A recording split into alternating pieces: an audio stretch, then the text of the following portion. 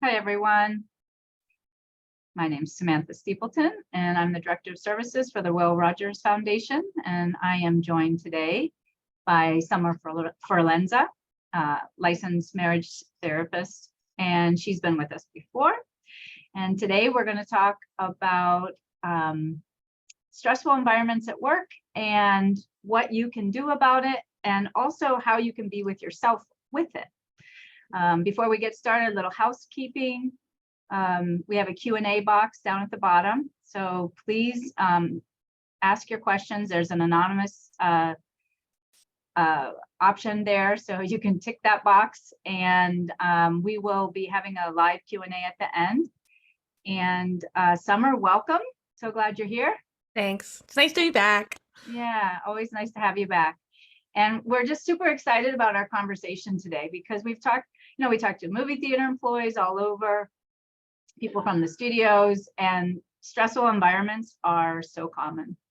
And we want to help people feel like they have some support and things that they can do themselves. I mean, we can't always change our work situations. That's just the way it is. So, yeah. Yeah. Well, I'm so excited to talk about this. We are going to go in kind of deep about a lot of top information around this. So my hope is that folks will leave with a better understanding of what it looks like to do conflict well in a workplace, what it looks like when it's done poorly, and then how that might affect your body and brain at work, and then what you can do to take care of yourself. And I'm really looking forward to answering any questions folks have at the end. And I think let's jump in. Let's get started. All right. I'll see you in a little bit. All right, I'll be here. Okay, so hi everybody. My name is Summer Forlenza. I'm a licensed marriage and family therapist in the state of California. I have a master's in clinical psych from Pepperdine, and the big work that I do in my private practice and in my education that I offer is helping people to connect to their bodies so they can heal from trauma and build healthy relationships. And you're going to see how this connects to our topic as we get into it. So, what we're going to talk about today is how to identify a stressful social environment at work, how to respond to difficult people in the workplace, how to take care of your mental health if you do find yourself working in a difficult social environment, and how we can use some healthy communication strategies at work. So, we're going to cover all of these, and my hope is that you will leave with some tools and with some insight as to how to show up for yourself. So let's start by talking about the first piece of red flags for conflict at work. What are some signs that what's happening in your workplace might be a problem? So a stressful social environment at work might include very obvious forms of bullying and harassment or less obvious forms of bullying and harassment. And we felt like it was important today to talk about, not just that really clear, obvious form of abuse that can happen at work, of harassment, of bullying, but also some of those things that we get a little confused about, that we're not sure, is this like harassment or is this just kind of awkward? Like, what is going on here? So when we're looking at bullying and harassment, that looks like repeated mistreatment of employees in the form of hostility, humiliation, or interfering with your ability to perform your job. What causes this to happen in a workplace? Well, sometimes it's an intentional behavior that's meant to harm. So sometimes we really have bullies in the space who are out to harm the people that they work with. Other times, this will happen in your work because you've got poor leadership, there's a mismanagement of the power dynamics in your space, you just have personality conflicts, two people who just really don't jive very well together, and discrimination, of course, is another reason that this can happen in your workplace. What does it look like? What are these red flags? Let's get more specific. So if we're going to talk about bullying and harassment to start with, one way this might look is somebody using offensive or abusive language. They're teasing, they're insulting, they're putting people down at work. All of that is very clearly a red flag. That's not okay. That should not be happening for you at work. You also might see deliberate exclusion or isolation of somebody from group activities or discussion. And I put the word stonewalling here. Stonewalling is actually a concept from that originates from like couples therapy. There's this couple called the Gottmans, and they do a lot of research into healthy relationships. And this is actually a real sign of big problems in a relationship when you have what's called stonewalling. And stonewalling is just kind of blankly not reacting to the people around you. So you might think of this as the silent treatment. The silent treatment is stonewalling, and it's actually really, really toxic and really bad for relationships. And that includes the relationships you have at work. So if somebody if is stonewalling you, if someone is ignoring you, giving you the silent treatment at work, that can be a form of bullying and harassment in the form of exclusion. You also might see this as belittling somebody's work, lots of criticism, especially when it's criticism and put downs like only in front of other people as part of this performance to put you down in front of others. Also, threats or intimidation. If someone's threatening you or intimidating you, very clearly a red flag, bullying, harassment at work. But what about the ones that are less obvious, right? Because I think I list those out and people are like, yeah, okay, that makes sense. That's clearly not okay. But there's other things that are also not okay at work that can create a really stressful social environment and lead to your body and brain reacting to that stress in the workplace. So one would be gossip and rumors. This is actually so common. I think this happens in lots and lots of workplaces, and it can create a really stressful environment. So that's when, we're spreading false, or even if it's not false, malicious information about somebody else. So if you know that when you leave the office or the room, the people in that room are going to be talking about you or sharing negative stories about you, that can also be a form of that could also create a very stressful social environment for you in the workplace. You also might see a more covert example of this would be withholding information from someone at work. So keeping someone intentionally out of the loop or not providing the necessary information that someone needs to complete their job well. Also, you might see this in the form of overworking and setting impossible deadlines for somebody on the team. So, intentionally setting someone up to fail is another really stressful, inappropriate thing to be happening at work. And lastly, we have unnecessarily invasive supervision, micromanagement, or excessive monitoring. So, all of these things on this slide right here, you might not everyone would know, I think, that these rise to the level of mistreatment at work and can really contribute to a very stressful social environment at work that's going to impact the people who work there, how you feel in the space, and how your body and brain are able to show up. And we're going to talk about that more in just a second so that you know what I mean when I say that. If you're not sure, if you're like, okay, is what's happening here mistreatment? Is it just kind of awkward and like a little, uncomfortable? How do I tell the difference? I want you to notice some of the following. We're going to have a fancy one every time. I want you to notice, how does your body feel at work? More specifically, are you calm and present in your body? Or are you anxious, frustrated, or blanked out, numbed out?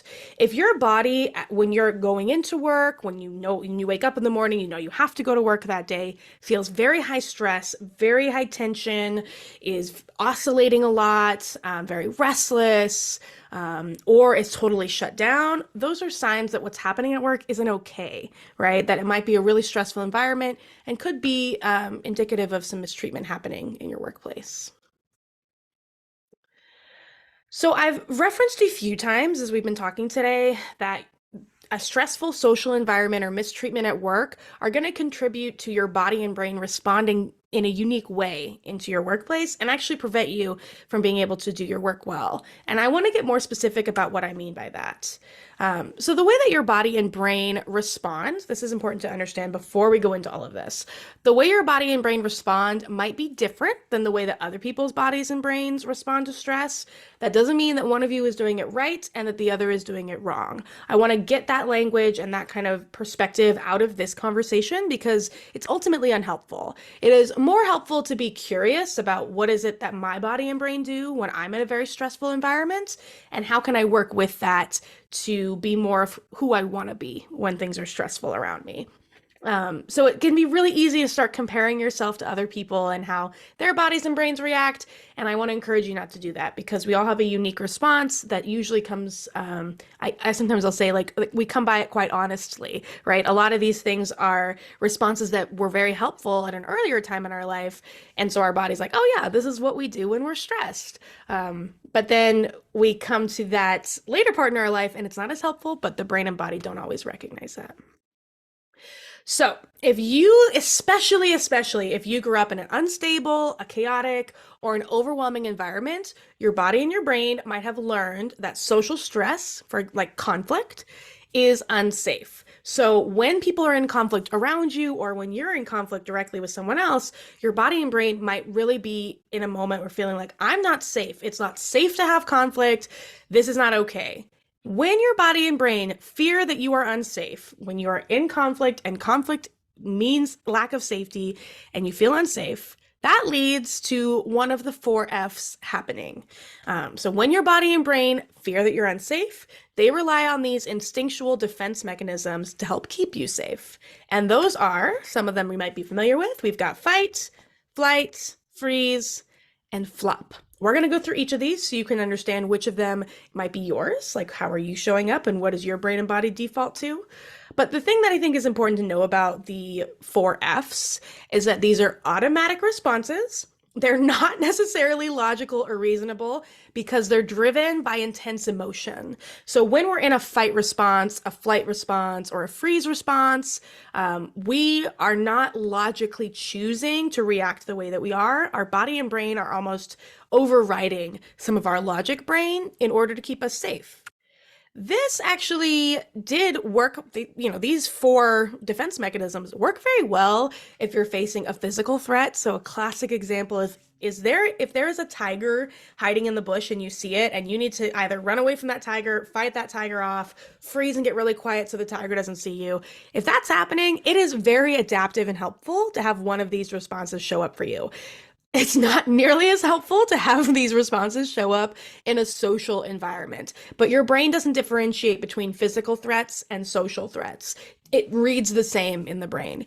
And so it's like, all right, we're going to go to one of these options. So let's go through each of these and understand how they show up. My goal in sharing this information with you is that you will be able to understand which of these is most like me. How does my body and brain respond to stress? So I'm going to give you lots of examples. It's very common to have more than one that resonate. Just be curious about what happens for you when you're under stress and which of these resonates. So for each of these, we're going to understand the feelings or the emotions, the thoughts, and the actions that come along with this response. So if you lean towards the fight response, if you're in a stressful situation and your body and brain go into fight mode, the first thing you're going to notice is feelings of rage and anger. So that can be anywhere from annoyance to rage, but anger is one of that primary feeling. I'm going to boop through these so we can get all of these up on front of us. So you're going to have anger and rage. You're going to feel blocked. You're going to have frustration. You're going to feel really blocked. You might feel defensive, like you need to protect yourself, defend yourself, things like that. And you might feel very determined. There's this really intense drive to confront and overcome the thing that is stressing you out or threatening your brain and your body. All right, let's skip through. Okay. Your thoughts. So those are the feelings: rage and anger, frustration, defensiveness, determination. You see how that would be very helpful if you're faced with a tiger to feel those things? That would be helpful. But when you're faced with an annoyed customer or someone at work you have conflict with, sometimes less helpful.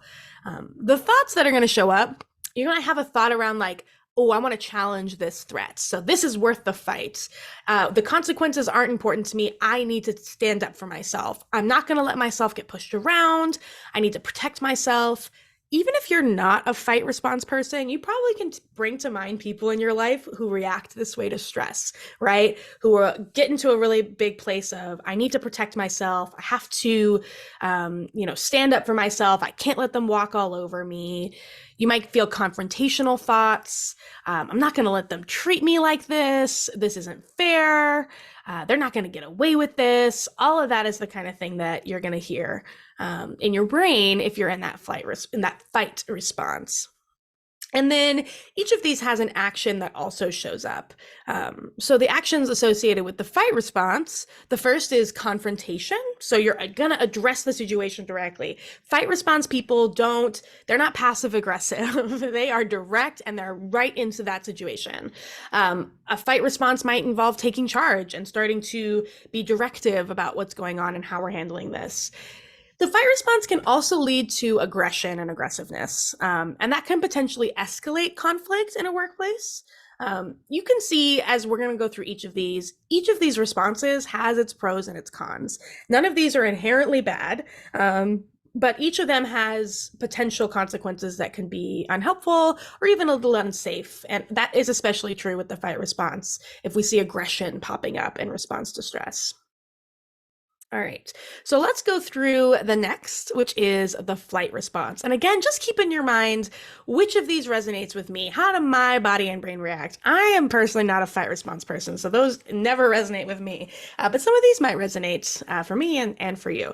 So let's go through and get all these up here. All right, so the first and for feelings, if you are a flight response person, you are going to experience fear and anxiety. So you're going to be worried, you're going to have this sense of dread.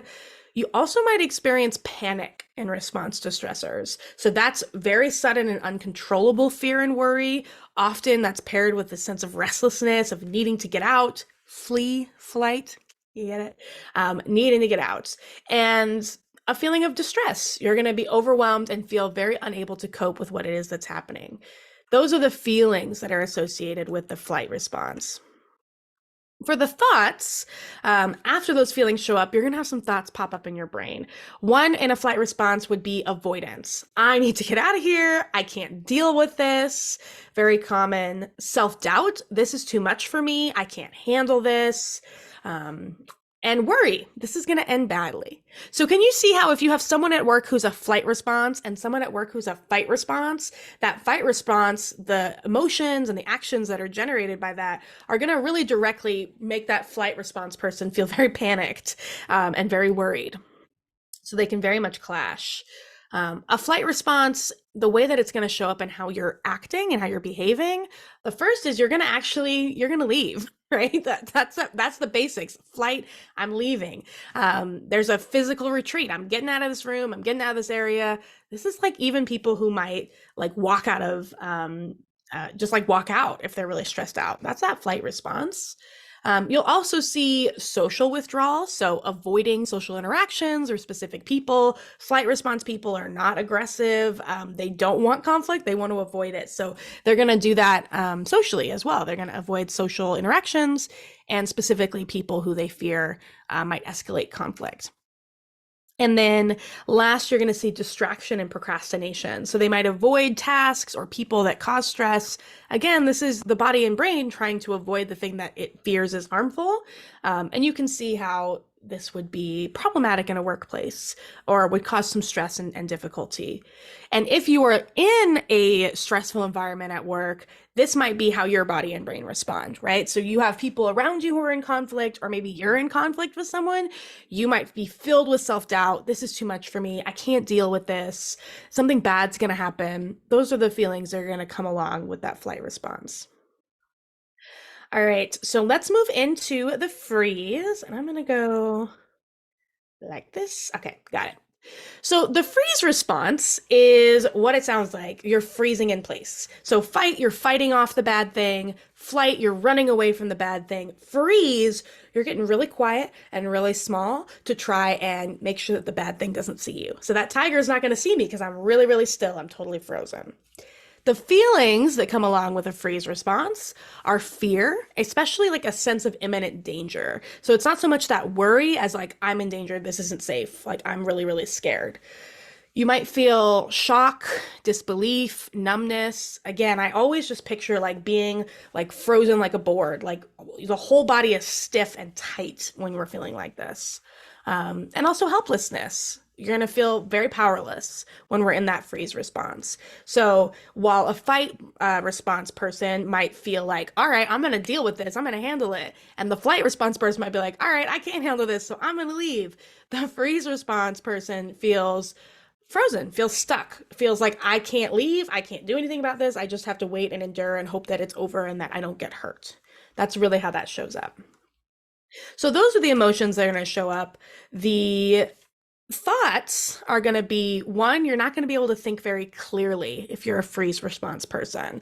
So your mind's going to be blanked out. You're going to feel like, I don't know what to do. Am I supposed to say something? I don't know what to do.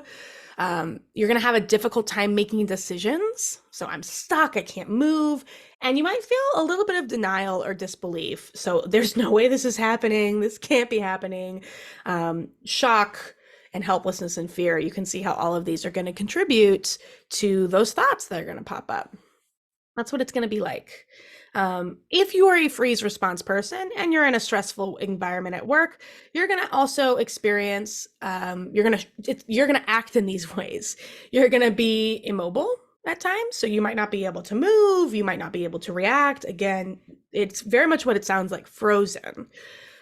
You're going to be silent. A lot of times freeze response people will have the experience of being in conflict and maybe even having some words in their head, but really not being able to verbalize them. You can't speak about what you're thinking or what you're feeling, even if people are directly asking. It feels very blocked, very stuck. And a lot of times freeze response folks are going to avoid eye contact. So they're going to look away. Again, a big piece of this is not wanting to escalate conflict because conflict feels very unsafe. So that is how the freeze response is going to show up. We've got one last one, and hopefully at this point, a lot of times people will resonate with one of those three. And again, it's common to have more than one that you'll respond, that your body will go to. But let's talk about the flop response. We also can talk about this. You might have heard of the fawn response or the appease response. You might not have also, and that's fine. But this is what this means. A flop response is when you're feeling anxiety, you're feeling worried, but you're also feeling this sense of resignation. This is like, I've given up. I can't do anything to change this. It's not an I don't know, like whereas freeze is I don't know what to do. I don't know what to do. Flop is I know that there is nothing that I can do. And there's this feeling of inadequacy and insecurity. When we're in that flop mode, I always like do stuff with my body when I talk about these. So like fight and flight and freeze. Flop is just like totally limp. And when we're in this flop response, we lose access to what we think and what we need because the way that the flop response protects us is it appeases the threat. So this is specific to social situations. If you are having a person around you who is threatening, the flop response is, what do you need? How can I help? Let me show up for you. Oh, I don't need anything. I'm good. How can I be supportive of you? You get very appeasing. Fawn is like when you're fawning at someone, you are, what do you need? I'm here for you. You know, just trying to appease that threat so that they don't hurt you. The thoughts that are going to show up here are pleasing others. So I just need to keep them happy. I'll do whatever that they need in order to avoid conflict. Whatever needs to happen to avoid this becoming a bigger problem, I am going to do. Fear of retaliation. If I don't do this thing that they're asking me to do or that I think they want me to do, they're going to get angry. And if they get angry, something bad will happen. Very common to have that feeling. And then this self-deprecation. I'm not good enough. I always mess up. Sometimes we're in that flop response where we feel like I can do nothing to make this better, except for maybe make this person a little bit less upset. We feel like, see, I'm always messing things up. I never know what to do. And that's how that can show up. When we are in the flop response, we're going to do a couple things. We're going to pacify. We're going to agree with other people, even when we don't genuinely agree. We're going to do things that we don't want to do in order to keep the peace. Oh, yeah, sure. I'll clean the popcorn machine out again, even though it was my turn yesterday and your turn today. No, you're good. You're good. You're good. I got you. We're going to pacify. We're going to avoid conflict. We're not going to express our thoughts and needs. Oh, no, I'm not mad about it. No, it's all good. It's all good. That's what that would sound like. And we're going to people please. We're going to just try and make the people around us happy, even if it's at our own expense, because it feels safer to do that. So when you're experiencing fight, flight, freeze, or fawn responses, if you're experiencing any of those, your job before you respond to the conflict is to calm your body down, to regulate your body. And the reason that this is important is that Remember, we talked about when these defense mechanisms are coming up, they're not based in rational thought or in rational action. They're just reactions. They're just the body and brain trying to instinctually keep you safe from something that it feels is unsafe. So, your job is not to start to express how you think and how you feel. Your job is to notice, hey, I'm in a freeze response right now, or oof, I think I'm in a flight response right now. I need to calm my body down before I make any decisions and before I react to the thing that's happening around me. So let's talk about how we do that. So that first thing that we're going to do when we're dealing with these difficult situations and we notice we're in one of those 4 F's is we're going to work on self-soothing. So let's talk a little bit about what self-soothing at work can look like. When I talk about self-soothing, I literally mean we're going to soothe the body and help the body feel calmer and safer. So one thing that I really don't want you to sleep on is I want you to take the breaks that you deserve to have that are yours. Take your breaks, and on your break, you might consider moving your body. So taking a walk, if you're into stuff like jumping jacks or push-ups, or even, depending on your ability, a gentle stretch. All of these forms of movement can help to metabolize some of the stress hormones that build up when you're in a stressful environment. So part of what happens when we're in that fight, flight, freeze, or flop response is we're experiencing a lot of cortisol in our body, a lot of adrenaline in our body, and that is part of what impedes our ability to connect to our logic brain and make choices that are in line with who we want to be. When we're filled with adrenaline and cortisol, we are just reacting. We're just surviving. So take your break, and on your break, move your body. Get some of those stress hormones moving. You want to physically calm the body down. And if you are able to do something more intensive, that's my recommendation, but do whatever is accessible to you and your body to make it work. Let's talk about some stress reduction exercises that I think you could do at work, either on your break or kind of subtly in between moments. So I'm gonna have 5 that I'm gonna share with you today, and these are all some of my favorites. So the first is deep breathing, and before you say, "Oh, I already tried that," let me teach you one. You tell me if you like this one. See if this one's helpful for you. This is called 5-finger breathing, and what I like about it is that you don't need any tools. You just need your hands. You just need one hand. Actually, you need 2 hands, so hopefully you've got that.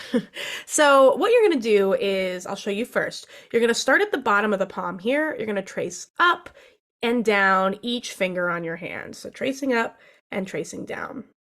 I can't see y'all, but I hope some of you are doing this along with me. As we trace up, we're going to inhale. And as we trace down, we are going to exhale. And your goal is to get through all 5 fingers one way and then all 5 fingers the other way. We're going to do 3 fingers together right now just to see how it feels, all right? It is important that you're also touching your hand because that tactile stimulation is part of what helps this to work, all right? So we'll take a nice big inhale as we trace up the thumb. Exhale as we go down. 2 more times, big inhale. Long exhale. Big inhale. And long exhale. The reason this works is that when you are taking deep, slow breaths, that tells your brain that you are safe. That's a signal for safety in your brain, and it helps your body to calm itself down. Part of what's happening when we're in fight, flight, freeze, or flop is we're having one part of our nervous system rev up. That's the part that wants to defend us. Our job is to turn on the other part of our nervous system that helps us to calm down. And doing breath work like this is a direct trigger to your brain to say, hey, let's turn that other side on. We can calm down. Things are safe. Another thing that you might do if you're into this is a guided meditation. There's a lot of cool apps and a lot of them that are free now. So you can use things like Calm or Insight Timer. Insight Timer is my personal favorite, but please use whatever you like. I like Insight Timer because you can set a little timer. I always recommend if you're starting with meditation, shoot for 90 seconds or 2 minutes. That's what you're trying to hit at the beginning. We don't need to be doing 5, 10, 15, 20-minute meditations when we're first starting. So on Insight Timer, you can set a 90-second meditation on their timer. And then you can set a little bell to ring every 30 seconds to let you know, all right, I just got 2 more bells to get through. Because it's actually very hard to meditate if you're out of practice. So I would think about doing that. The other thing, if you go on Insight Timer or Calm, is they have a lot of guided meditations. And sometimes that's helpful if you want someone to sort of walk you through a visualization or a breathing exercise with you. You can do that through those guided meditations. We also have a technique that's called progressive muscle relaxation. If you really like this one, we're going to practice it together. If you really like it, you can do this. You can go onto YouTube and search progressive muscle relaxation and find a ton of options of people who will walk you through really long ones. We're going to do it really, really briefly right now. Progressive muscle relaxation is just tensing and then releasing muscles throughout the body. And what this does is it helps our body to intentionally relax, which helps to turn on that part of the nervous system that calms us down, and that helps to soothe ourselves when we're in one of those 4 F's. So we're just going to practice using our upper body right now, okay? So I'm showing you my hands. You don't have to put your hands up, but I'm going to make sure you can see mine on camera. What we're going to do is we're going to squeeze our hands into fists, and you're going to squeeze and hold them tight. So we're going to squeeze and hold. Hopefully you're doing this with me. Hold, hold, hold. Give me a big inhale. And on your next exhale, just let them all hang loose like noodle arms. So noodle hands, noodle arms. Good. Moving to the next part of the body, we're going to go to the shoulders. You're going to squeeze those up towards your ears. Hold, squeeze, squeeze, squeeze. Squeezing those shoulders. And then on your next exhale, just drop them. You might notice your hands and shoulders feel more relaxed. The muscles in those parts of your body feel more relaxed after doing this. And when we do progressive muscle relaxation, traditionally we start at the bottom of the body. So we start at the feet and we move our way up. If you only have a few minutes to do the upper body like we just did, you can, or you can tense the feet, relax the feet, tense the calves, relax the calves, and just go all the way up through the body. And sometimes that's a really nice method to calm the body down. That's especially helpful if you are a flight response or a fight response person who wants to take action, right? Run away or fight something off, because it gives your body the simulation of having taken some action. Other stress reduction exercises would be a gratitude practice at work. And when I talk about this, I use the word practice for a reason. This is not me being like, oh, I'm really stressed out. Let me think of a couple things that I'm happy about or that I'm grateful for. This is a gratitude practice, is integrating gratitude into your routine in the day. So maybe when you get to work, during your break, on your way home from work, taking a moment to say, you know, I had a really nice interaction with a customer today, and I'm really lucky that I get to work with some people who are regulars and who I get to know. Or, yeah, my coworker was really fun today. We had a really good time in the box office selling tickets today. That was really good. And it's making this a practice. The reason that this is helpful, and the reason I included this, is that your brain is already very, very good at remembering bad things. Anything stressful or bad that happens to you, your brain is going to lock onto that and it's going to remember it for you. You're not going to have to try, okay? Our brains have what's called a negative bias that helps us to survive. If we have 2 bushes, one of them is poisonous berries and the other is safe berries, your brain's going to remember the poisonous one because that's the one you want to avoid. But we have to intentionally work to remember the safe one. That's our job, right? We have to intentionally bring recognition to the things that are good or safe in our world and in our life. So you might consider integrating that, especially if you're working in an environment that is very stressful, that you don't have a lot of control over. Just starting or ending your day with that.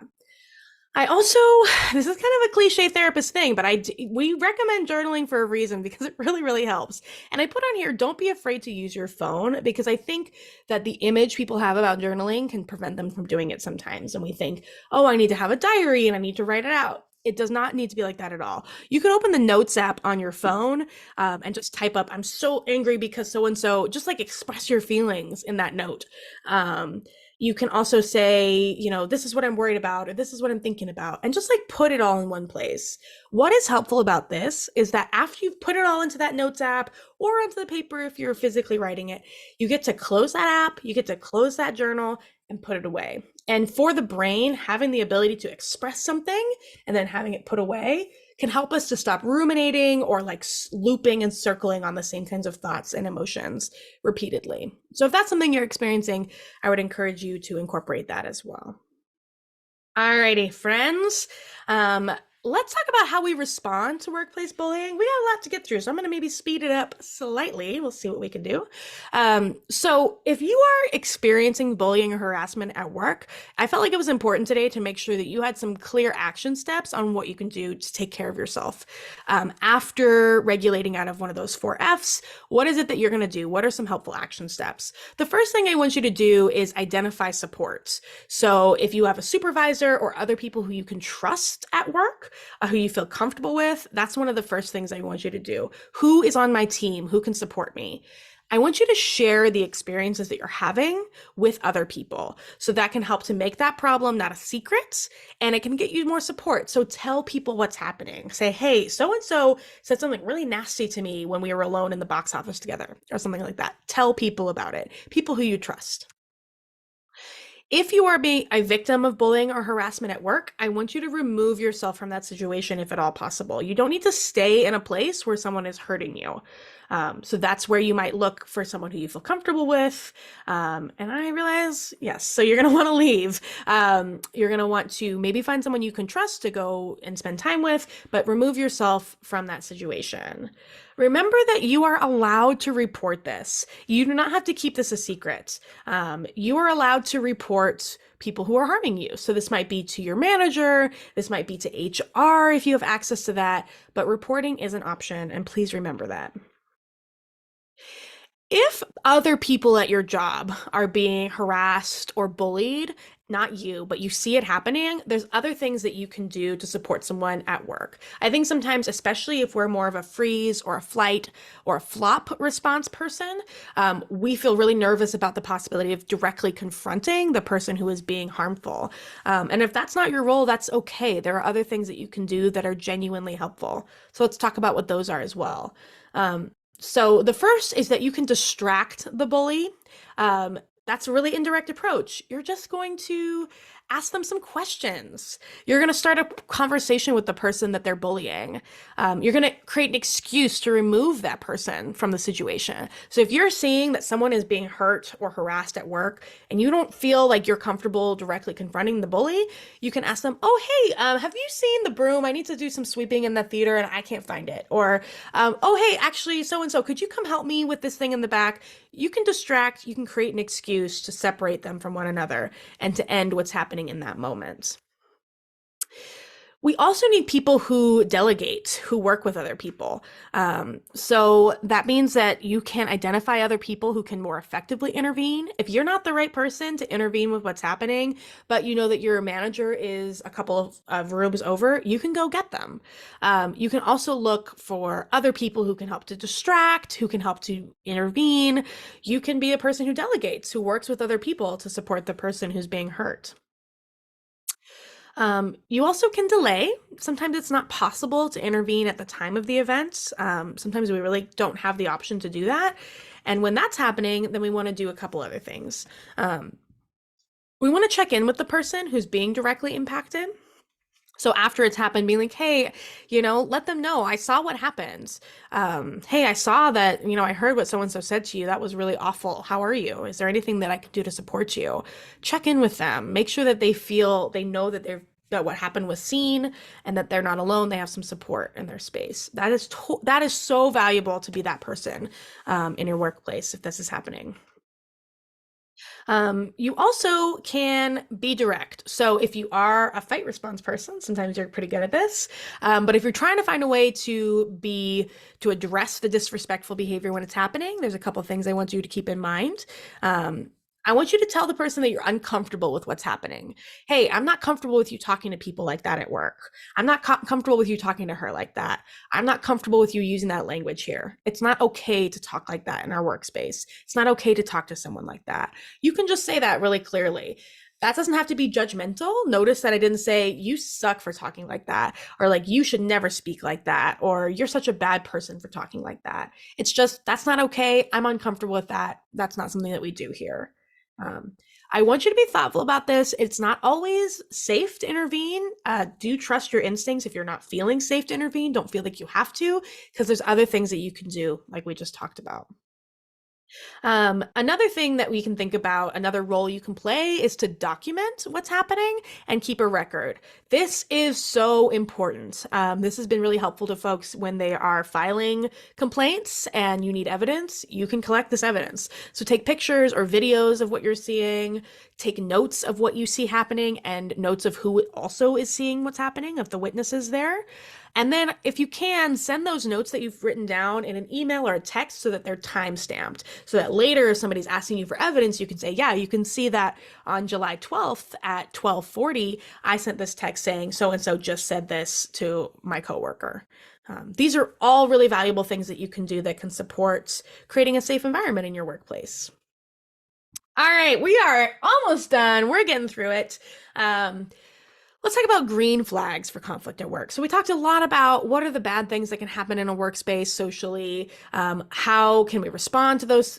How does our body react to that? How do we take care of the body? How do we respond to those bad things? Let's talk about what it looks like when conflict goes well. I think it's important to remember that conflict is not inherently bad. It's inevitable. Every relationship we will ever be in will have some conflict at one time or another. It's not a bad thing. What is a bad thing is when it gets handled poorly or when it rises to a level of abuse or mistreatment. So a healthy workplace isn't one that avoids or denies the existence of conflict. It's one that navigates conflict in a healthy and purposeful way. So we accept that conflict will exist here, and here's how we handle it.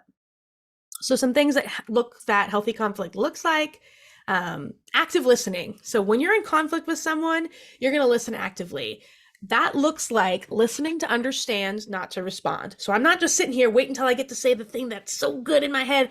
I'm sitting here trying to understand what perspective this person is sharing with me. How are they feeling? Why are they feeling this way? I want to understand before I respond. This sometimes means slowing everything down. So it's going to be a lot slower. It's not the super fast pace. Asking questions to make sure you understand what the speaker's saying. So if you don't get it, check for understanding, check with them. And then giving cues. So like nodding your head, going, like letting them know that you're listening, giving them signs that you are listening. You also want to use clear and respectful language. So we're not focusing on the person, we're focusing on the issue. So like I gave that example of directly intervening, we're not going to say, hey, you're being such a jerk right now by doing this. We're going to say, hey, when we talk to each other at work like that, it makes me feel really uncomfortable. That's an I statement. I feel uncomfortable when, instead of you always make everybody feel this way. We're going to be respectful and clear because that makes it easier for people to take in what we're saying without getting defensive. And then we're also going to be open to compromise and support. So we're going to ask for help in moderating a conversation if we need that. We're going to look for a solution to this problem, not just to feel a sense of catharsis because we got to vent about how awful it is. We're really going to look for a solution. And then we're going to reflect afterwards. What did I do that contributed to this? How can I change my approach to this person or this conflict in the future?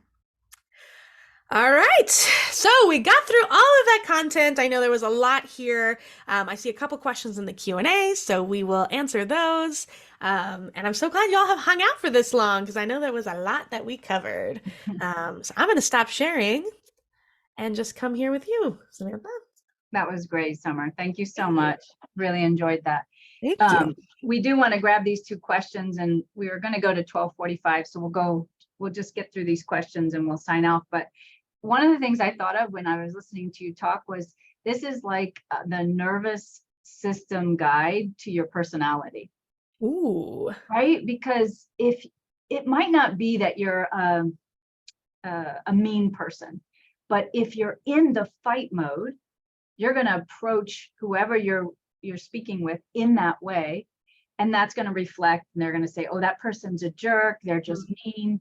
But what we're trying to do is kind of open that up so people have an opportunity to kind of look at it. But it really does frame the personality. And then that is where this information that we've learned about our brain, that our brain can change. Like, we're not stuck, we're not a mean person, or we're not a bad person, or we're not a person who people pleases all the time forever. We get a chance to say, oh, this is something that has become part of my personality because of probably what you learned in childhood. That's when our nervous systems really get formed, and we create these habits of fight, flight, freeze, or fawn, or flop. So yeah, that was one of the things I thought of.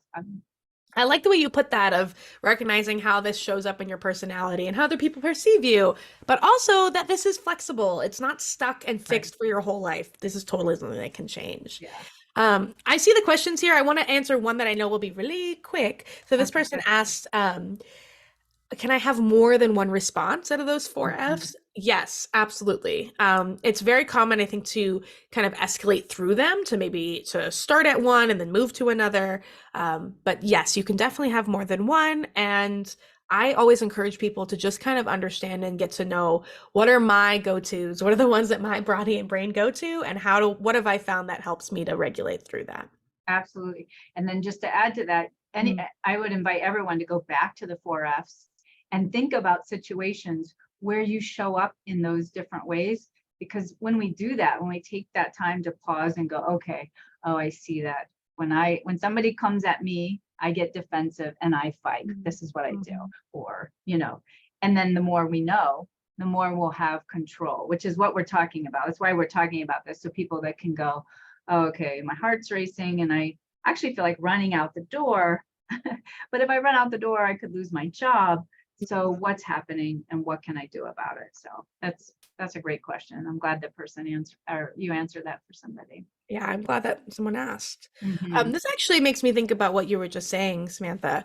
This question says, it's really hard when dealing with conflict at work, especially when you're just a team member. When we are our customer service self at work. Yes, we are.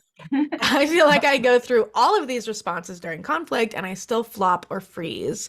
I'm so afraid of losing my job or hours if I were to set a boundary. What do I do? Good one. Oh, it's a very good one. So the first thing that I think about is, what can you do before, if you know you're going into a stressful environment, I always like to encourage you to do something before and after that helps you come into that space as calm as you can. And then after helps you discharge any of the stress that you're holding from that space. And this can help your brain and body to feel a little bit more of a sense of control, even though you don't have a lot of control while you're there. Like, all right, here's how I take care of myself before, and here's how I take care of myself afterwards. And I think, a boundary isn't something that you even have to necessarily communicate. This can be something that you sort of know for yourself, right? Like, hey, so I know that for me, my boundary is when I'm starting to get into fight mode, I take a 5-minute break, or I do a little deep breathing, like, subtly while I'm doing this work. Or something that's really nice that can help the body to calm down is cold and ice. We didn't talk about this here, but if you work in a movie theater, I remember when I did, we had a lot of access to ice because we had the ice machine and we had sodas and stuff like that. So you might drink ice cold water, or do something like that to help soothe your body more subtly. And then, bookend your work experience with something pleasant or calming. That's what comes to my mind. Did you have anything that came to yours, Samantha? No, I think that's great. I think it's the awareness. That's what you're pointing out, is it's the awareness that we have. So it's awareness matched with an actual thing we can do. So sometimes I think, just like you said, like when people hear breathing exercise, it's like this big eye roll, like that doesn't work. But if you can actually start to integrate it and in your system, like maybe not when you're at a 10, maybe when you're at a 5, or maybe just waking up, take a deep breath. Because if you start to notice, like, okay, that actually does help me a little. And then you pair it with the awareness of, okay, I'm going to have this conflict at work. So, or I know it's coming. I know this person's on the shift today, or I'm going to have an issue with that person. Then you could say, all right, let me bring awareness into my system. And then, like you said, bookend. So after the shift or after the conflict, go into the bathroom, cold water on the face. I think it also works on your hands. Mhm. if you're like really intentionally like, okay, but yeah, splashing cold water on the face or drinking a cold drink. But it's really, it's self-care. It's going back to how do I care for myself and how do I recognize that myself is really in need of something, because we're not taught this. So I just want to kind of remove some shame that anyone might have right now, right? Like we are not taught this. We are all learning it now, and that we can actually have control over some of our feelings. And you can do deeper dives into the nervous system stuff. You can, and you have great, oh, sorry, great content out there on, you're on Instagram. Are you on TikTok Yeah. as well? I'm mostly on Instagram. Yeah. That's where you can find all my Yeah. content. So yeah, Uh, your content's great there. And I think once people start to recognize like there's awareness, I think the tools and the tips start to make sense. Because when mhm. you're in a heightened state and you read something, you're just like, this is ridiculous. That is not going to work. But it's yeah, Oh, little bit by little bit. yes. Right? Well, yeah, consider this a starting point, something to Yeah. keep learning about and considering and understanding about yourself. But thank you for having me and letting us talk about this. It's such an important topic. It is an important topic, and we love having you, Summer. Thanks for coming back. A pleasure. Always a Yeah. pleasure. Yeah, and we want to thank everyone for joining us and watching us on playback. And we are Will Rogers. This is our intermission program. We brought this education program because we care about our community. We care about all of you, and we're here for you. So if you need us, reach out. If you have some questions about our webinar, about the services we provide, we're right here. And you can reach out to us anytime, and we'll see you next time. Awesome. Thank Okay. you. Bye, Summer. Bye. Bye, everyone.